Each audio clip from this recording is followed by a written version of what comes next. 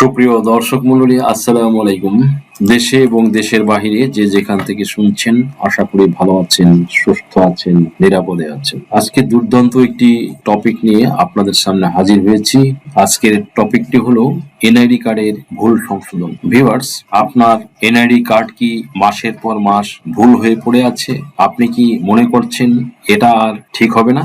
ভুল আপনার কার্ডে নয়, ভুল আপনার পদ্ধতিতে। দেখুন কিভাবে একটি মাত্র হলফনামা দিয়ে বাগেরহাটের আল আমিন খানের দীর্ঘদিনের জটিল সমস্যার সমাধান হলো।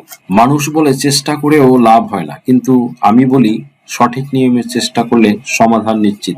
আজ আপনাদের শোনাবো আল আমিন খানের গল্প, যিনি হলফনামার শক্তিতে তার এনআইডি সংশোধন করে দেখিয়েছেন।